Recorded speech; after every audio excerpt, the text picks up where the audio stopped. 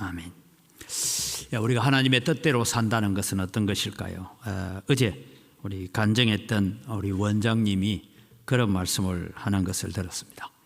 하나님께서 우리를 인도해 가시는데 이스라엘 백성이 광야에서 살 때가 천국일 때가 있고 가나안 땅에 사는 것이 지옥일 때도 있다. 우리가 모든 것을 얻고 모든 응답을 받고 모든 것을 가지고 사는 것이 오히려 지옥일 때가 있고 아무것도 없는 광야에 살 때 하나님과 함께 하기 때문에 그곳이 천국일 수도 있다. 그래서 광야가 천국일 수도 있고 때로는 여러분 우리가 모든 것을 다 갖추고 모든 은혜를 다 누리고 사는 것이 천국이 아니고 오히려 지옥일 수 있다. 왜? 하나님과 멀어질 수 있으니까요. 하나님과 멀어진다는 것은 지옥입니다. 그러나 우리가 육체적으로 환경적으로 아무리 어렵다 할지라도 그 어려운 가운데서도 하나님과 함께 있으면 거기는 천국이 될 줄 믿습니다. 이것이 오늘 여러분 우리가 거일나를 구원하라라는 주제로 살펴보려고 합니다. 여러분 거일나를 구원하라는 이 말씀 속에 이제 모압 미스베로 도망갔던 다윗이 이제 헤렛 숲을 근처에서 은둔 생활합니다. 이 헤렛 숲은 여러분 우리가 잘 알다시피 아둘람 동굴이 있는 그 지역하고 비슷합니다. 지도를 우리가 한번 보고 가겠습니다. 지도를 보면 여러분 저기에 세로로 내려와 있는 파란 화살표가 뭐냐 하면 아둘람입니다. 세례 수풀이 있고 하는 그런 곳입니다. 여러분 우리가 막 수풀이 있다 하니까 우리 생각에는 숲이 막 꽉 우거져 있구나 이렇게 생각하면 안 됩니다. 이 이스라엘 백성들이 이스라엘 땅에 가보면 수풀이라는 것은 그냥 뭐 좀 큰 나무 한 20그루 정도 있으면 수풀입니다. 우리 저 무등산처럼 생각하면 안 돼요. 그런 수풀에 숨어 있습니다. 숨어 있는데 그 밑에 이제 있는 성읍이 오늘 우리가 말하고 있는 거일라, 까만 거로 제가 화살표를 만들어 놓았죠. 저기가 거일라입니다. 이 거일라를 지금 누가 왔느냐? 블레셋이 거일라를 침공했다 하고 오늘 성경은 타작 마당을 침공했다 하고 나옵니다. 다음 자막을 보면 이제 우리가 블레셋이 거일라를 침공하는데 침공할 때가 아니야 타작 마당을 침공해요. 이 말씀이 뭐냐 하면 이스라엘 백성이 농사를 잘 지어가지고 이제 밀타작 보리타작을 막 하고 있으면 블레셋이 싹 들어와가 내놔 이놈 새끼를 하고 싹 뺏어간단 말이죠. 그래요. 지도를 다시 다음 지도를 보면 여러분 이렇습니다. 저게 녹색 지역으로 나오는 거 있죠. 지중해 쪽에 있는 녹색 지역, 저 지역이 전부 다 파랗게 녹색으로 되어 있는 지역이 블레셋 나라입니다. 사실은 여러분 여호수아 때 저 블레셋을 완전히 점령해버려야 되는데 순종하지 못함으로써 남겨둔 땅이 블레셋이에요. 블레셋 지금 뭐라고 해요? 이 땅이 팔레스타인, 지금 전쟁하고 있는 가자 지구. 이제 가자 지구 하면 이해되죠, 그죠? 지도를 보면 저 땅입니다. 저 가자 지구가 아직도 여러분 이스라엘 백성이 원래 하나님께 온전히 순종해서 가나안 땅을 완전히 정복해서 블레셋까지 정복해가지고 저 땅을 온전히 하나님의 나라로 만들어야 되는데 그러지 못해서 여호수아가 가나안 땅에 들어갈 때가 BC 1400년이라면 지금 벌써 2000년, 3400년이 되도록 아직도 여전히 팔레스타인 땅이라고 하는 이 블레셋 땅, 팔레스타인 땅, 이 땅을 점령하지 못해가지고 하나님께 온전히 순종하지 못함으로 지금도 중동의 화약고가 되어 있다라는 것을 여러분 우리가 짐작할 수 있습니다. 그러면서 아까 제가 빨간 화살표를 그려놓은 것이 거일라입니다. 그러니까 블레셋 군대는 저 지역에 좀 평야 지역이에요. 녹색이란 것은 평야 지역이고 여러분 색깔이 점점 황토색으로 가는 것은 산악지대입니다. 그렇게 지도를 그려보시면 돼요. 그러니까 사실 이스라엘 땅은 평야지대가 별로 없습니다. 저 블레셋 땅하고 그 다음에 여러분 이제 사해바다 밑에 쪽하고 저 위로 요단강으로 올라가는 길이 있잖아요. 저기가 좀 평야고 그 다음에 좀 이제 지도를 좀 더 나중에 보면 위로 보면 이스라엘 평지라고 하는 것은 지금 뭐 사진으로 위에 있는 사진 저 위쪽이 이스라엘 평지가 좀 있고 이런 정도입니다. 그러니까 사실은 사해바다가 저 지중해보다 400m나 낮게 있어요.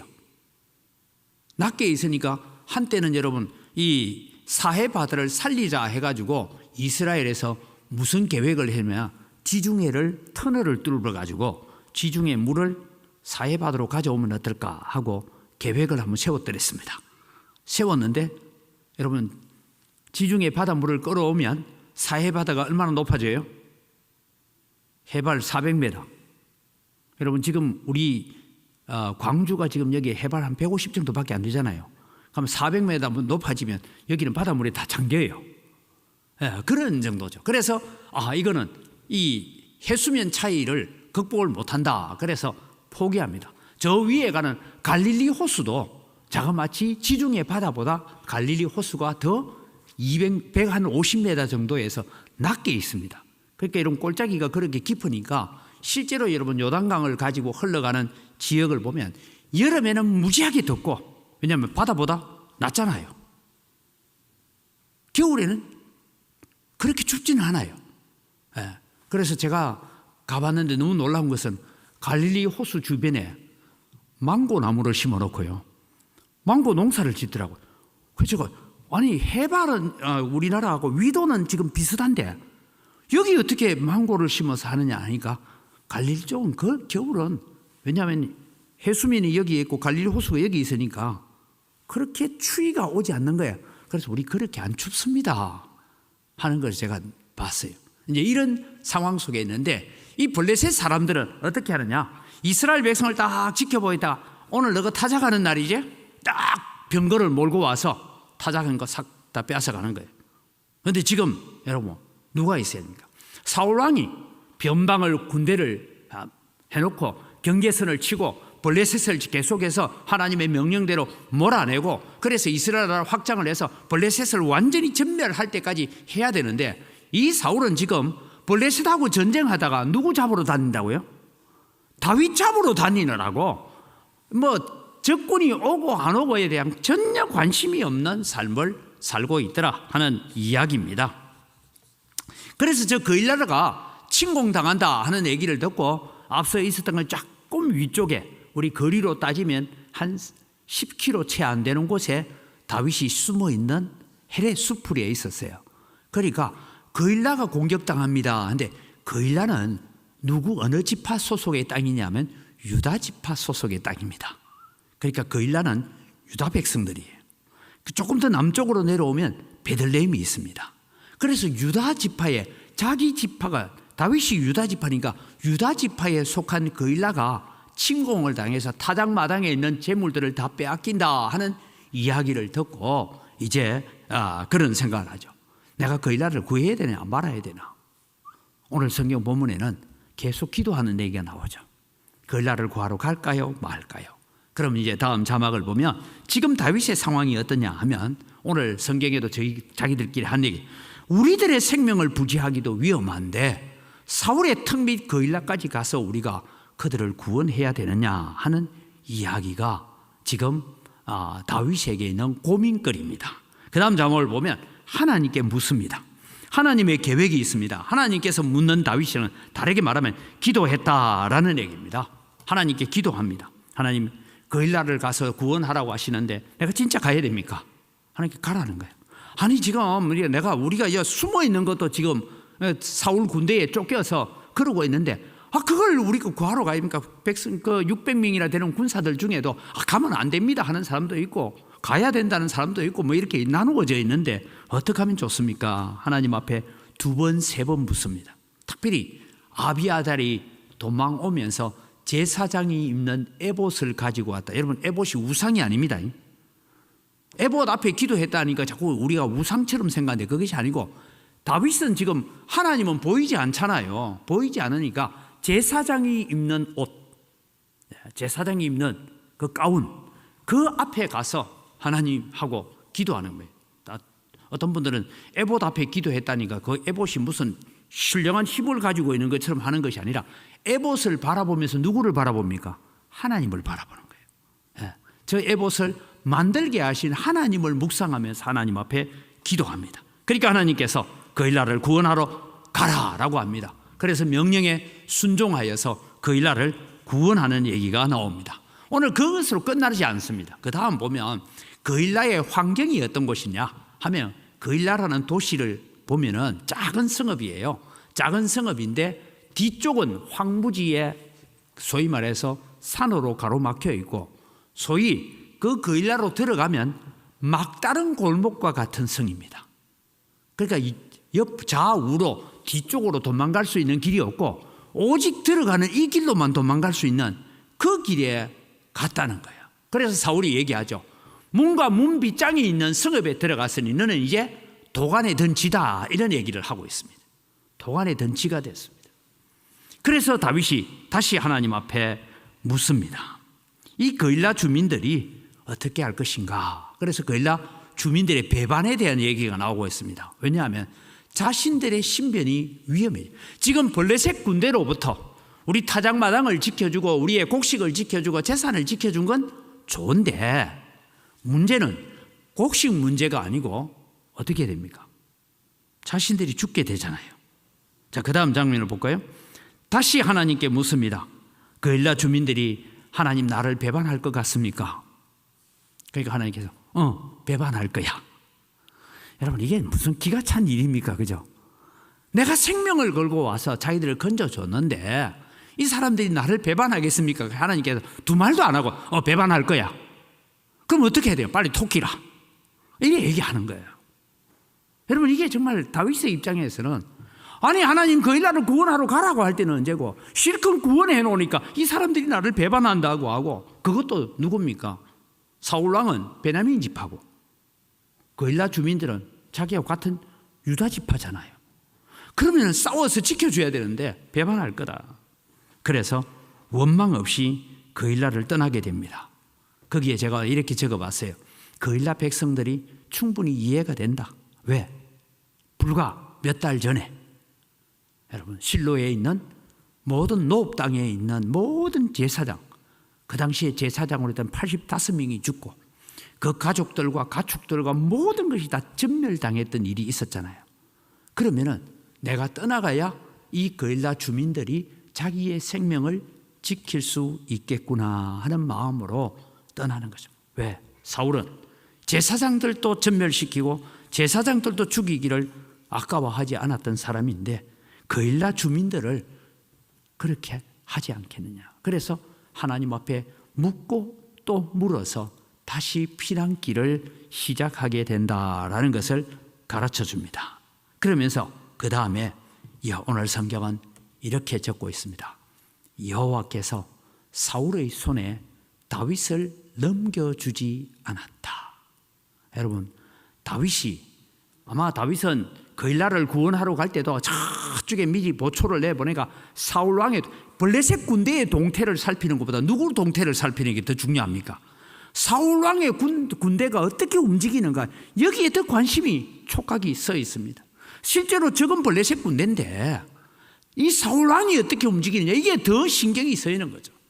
그런데 오늘 성경은 이렇게 적습니다. 여호와께서 사울의 손에 다윗을 넘기지 않았다. 여기에 여러분 우리가 꼭 기억하십시오. 다윗이 지혜롭게 도망을 가고 잘 숨고 잘 도망을 가고 잘 피하고 지리적인 환경이나 여러 가지 형편들을 잘 이용했기 때문에 안 잡혔다가 아니고 누가 지키셨다고요? 하나님께서 넘겨주지 않으셨대. 이걸 여러분 오늘 성경은 적으면서 오늘 우리에게 아주 중요한 얘기를 하고 있죠. 오늘 우리가 살아갈 때에 여러분 우리는 성경에 이런 얘기 나옵니다. 이사야서에 보면 이스라엘이 북이스라엘의 공격에 의해서 어려움을 겪어요. 그러니까 이제 남유다 나라가 사신을 어디에 보내냐면 애굽에 보냅니다. 애굽에 보내서 우리 좀 도와주세요 하고 보내는데 하나님께서 이런 얘기를 해요. 내가 정갈과 불뱀을 보내고 얘기하는데, 여러분 이스라엘 백성이 광야로 나왔을 때에 뱀에 물렸던 적이 있잖아요. 하나님께서 뱀들을 통제하시기도 하셨고 풀어놓기도 하셨어. 그래서 여러분 정갈과 뱀들이 득실거리는 길을 갈 때에 내가 그것을 풀어놓으면 너가 다 물리고 내가 묶어놓으면 안 물린다, 이 말입니다. 그래서 여러분 우리는 살아가면서 여호와께서 사울의 손에 다윗을 넘기지 않으셨다는 이걸 그냥 막 대충 읽고 갈 것이 아니고, 다윗의 지혜나 다윗이 도망을 잘해서가 안 잡힌 것이 아니고 하나님께서 지켜주셨다. 그래서 나중에는 여러분 다윗이 막 잡히기 직전에 되어 있을 때 블레셋 군대를 공격해가 들어오게 만들므로써 하나님께서 또 다윗을 지키시는 일들도 있습니다. 그 다음에 여러분 이 그일라를 구원하는 것이 무엇이냐 하면 이제 하나님의 보호하심을 경험하는 거예요. 하나님께서 오늘도 거일라에서 아마 여러분 이 거일라로 들어가는 이 막다른 골목과 같은 길에 사울왕이 오고 있는데 사울왕의 군대가 도착하기 바로 직전에 다윗은 빠져나갔다 이렇게 보면 됩니다. 그 막다른 골목에서 빠져나가도록 하나님께서 하셨죠. 그런데 성경은 이렇게 적고 있습니다. 사울이 자기 군대, 자기와 함께 있는 소위 사울을 중심으로 있는 요즘 말하면 특전사 이런 특별 부대만 끌고 거일라로 확 들이닥쳤으면 다윗이 도망갈 리가 없었어요. 성경 여러분 자세히 읽어보세요. 이스라엘의 모든 군대를 소집하느라 시간을 끌고 있습니다. 이스라엘의 모든 군대를 소집하느라 시간 끄는 동안에 하나님께서는 다윗을 빼내셨다 하는 것이죠. 두 번째 우리가 얻을 수 있는 것은 거일라 주민들의 마음을 얻었다라는 것입니다. 왜냐하면 내가 너희를 구원해 줬는데 너가 나를 배반할 수 있나? 그렇게 싸움하는 것이 아니고 다윗이 도망가지 않으면 우리 어떻게 되지? 노업 땅에 있는 제사장들도 다 죽었다는데 그 가축까지 다 죽였다는데 우리는 어떻게 하지? 이렇게 불안해하고 있는 이 거일라 주민들을 위해서 내가 도망간다. 너희는 괜찮다. 나만 이 성에서 빠져나가면 지금 나와 함께하고 있는 이 군대만 빠져나가면 당신들은 괜찮을 거야. 그렇게 보호하고 빠져나감으로써 거일라 주민들의 마음의 신뢰를 얻고 그것이 장차 이스라엘을 다스릴 왕으로 가는 길에 든든한 받침대가 되어지고 백성들의 마음을 얻는 기회가 되어지도록 만들었다라는 것이 거일라를 구원하는 사건을 통해서 우리가 알 수 있습니다. 여기서 이제 우리 교훈을 한 5가지를 생각합니다. 첫째, 여러분이는 다음 장면 보여주세요. 첫째, 우리는 철저하게 하나님께 묻고 가는 성도가 되기를 바랍니다. 자막 넘겨주세요. 왜 꺼집버리는?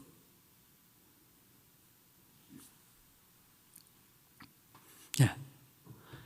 오늘도 여러분이는 살아가면서 우리는 때로는 늘 그렇게 생각합니다. 내가 생각하고 내가 기도하고 내가 하나님께 부르짖는 대로 하나님은 해 주셔야 된다라고 생각합니다. 그런데 그렇지 않습니다. 하나님은 때로는 우리의 기도를 너라고 하실 때가 있습니다. 아니야, 나 그대로 안 해줄 거야 라고 하실 때가 있습니다. 왜요? 우리에게 더 좋은 길, 더 좋은 것 주시기 원하시기 때문입니다. 그래서 우리는 하나님 앞에 묻고 가야 됩니다. 그 다음에 여러분, 우리는 불편한 명령이라도 우리는 하나님께 순종해야 되겠다라는 마음을 갖기를 바랍니다. 우리는 늘 내 마음에 드는 명령, 내 마음에 드는 말씀, 그건 내가 아멘 잘 되는데 내 마음에 안 드는 지시, 말씀이 주어지면 어떡합니까? 죄송합니다. 제가 목사지만 성경을 읽다가 이건 안 되겠는데 한번 빨리 읽고 넘어가 버리지. 그거 멈추어서서 집중하고 막 이 연구 잘 안 하려고 해요. 왜? 내가 하기 힘드니까. 내가 하기 힘드니까. 그런데 내게 좋은 말씀은 한 번 더 읽고 이것도 어떻게 설교를 해보지 뭐 이런 마음이 가지는데 내게 부담되는 얘기는 그냥 좀 빨리 가자. 이게 여러분 우리의 심리일 때가 있다는 것이죠. 그 다음에 여러분 하나님만을 의지하고 살아야 됩니다. 하나님이 우리의 힘이시고 하나님께서 넘겨주지 않으셨다. 거기에 여러분 우리의 관심을 두십시오. 하나님께서 사울에게 다윗을 넘겨주지 않았다. 그 다음에 거일라 주민들을 의지하거나 거일라 주민들을 원망하지 않았다라는 것이죠. 그러면서 오늘 기억하십시오. 하나님의 보호의 손길은 다윗을 보호하듯이 오늘 우리를 보호하시고 우리와 함께 하시는 하나님이심을 믿으시기 바랍니다. 때로는 고난 가운데 있고 어려운 가운데 있고 오늘 집사님 기도처럼 참 요새 사는 경제적으로 힘들죠, 그죠? 월급 받고 사는 사람도 좀 괜찮은데 사업하는 사람들, 직장 이렇게 보니까 너무너무 힘들고 어려운 시기. 지금 제가 볼 때 우리 대한민국 경제는 대기업에 수출하는 그런 데만 좀 제대로 되지 진짜 소상공인들이 살아간다는 건 참 쉽지 않은 시대를 지금 살고 있습니다. 그래서 저는 가끔씩 기도도 그래 해봐요. 하나님, 이 로봇들이 다 만들어가 저거가 다 만들어내고 우리는 놀면서 로봇이 만드는 거 가지고 정부가 한 달에 뭐 1인당 200만 원씩 주듯이 이런 사회가 앞으로 되어 가려나? 그래 가능성이 있습니까? AI가 다 하고. 그런 세상을 우리가 꿈꿀 수도 있지만 여러분 오늘 우리는 하나님의 보호와 하나님의 사랑하시는 손길은 주를 찾고 주님께 기도하고 주님께 엎드리는 자에게는 변함없는 사랑으로 다가오십니다. 어제 간증을 제가 다시 얘기합니다.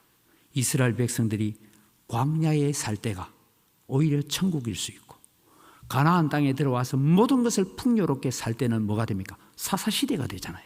지옥이 되잖아요. 오히려 이스라엘 백성들이 자기들이 잘못 살다가 바벨론 포로로 끌려가서 바벨론 포로로 있는 가운데서 에스겔서에 보면 하나님의 영광이 그발 강가까지 갔다요. 거기가 오히려 천국일 수 있고 오히려 가나안 땅에서 살고 있는 것이 지옥일 수도 있었다면 오늘 여러분 우리는 고난 가운데서 하나님께 더 나아가고 또 고난 가운데서 주님과 더 가까워지고 그 다음에 여러분 하나 꼭 다짐하십시오. 잘 될 때 주님 앞에 더 가까이 가자. 잘 될 때. 그런데 우리는 잘 될 때 주님 앞에 가까이 가기가 참 힘들어요. 어려울 때는 기도하고 고난하고. 제가 이제 한 가지 얘기만 하고 마치게. 제가 이제 막 목사 안수를 받았을 때예요. 받았는데 일부 예배를 제가 그때는 사회를 했습니다. 제가 그 교회에서 협동 목사로 중고등부 사역을 하고 SFC 간사로 있을 텐데 일부 예배 마치고 난 뒤에 이제 집사님들이 이렇게 내려오는데 그때 담임 목사님 누군지 아주 윤수민 목사 아버지. 전에 우리 윤수민 전도사님이 있었잖아요, 그 아버지. 어느 집사님 한 분을 딱 손을 붙잡더니만은 다른 분 다 지나가면 다 인사해야 돼. 그분만 손을 붙잡고 그분 신발을 발로 툭툭 차요. 요새 살만하지? 살만하지? 이래요. 그럼 마치고 난 뒤에 저는 이제 뭐 그 일반 교인들하고는 별로 접촉이 없으니까 누군지 잘 모르고 했는데 목사님 왜 그랬습니까? 했더니 저 집사는 조금만 어려움이 있으면 20일 작정 새벽기도 안 돼요. 근데 문제 끝나고 나면 새벽기도 절대 안 나온대요. 해결되고 나면 또 좀 어려움이 있으면 또 나와서 뭐 40일 기도하고 저녁 기도도 하고 부부가 막 그런다면서 어째 저런지 모르겠다. 그래서 한동안 주일 예배면 한 달 가까이 주일 예배 외에는 안 나오니까 살만하지 뭐 이런 얘기를 하는 걸 제가 들었습니다. 사랑하는 성도 여러분, 우리가 고난에만 주님 앞에 기도하는 자가 아니라 잘 될 때 기도 더 열심히 하고 잘 될 때 말씀과 은혜를 저축을 더 잘하는 그런 성도가 되기를 바랍니다. 함께 우리 기도 제목을 보면서 함께 두 꼭지 같이 기도하겠습니다. 같이 읽습니다.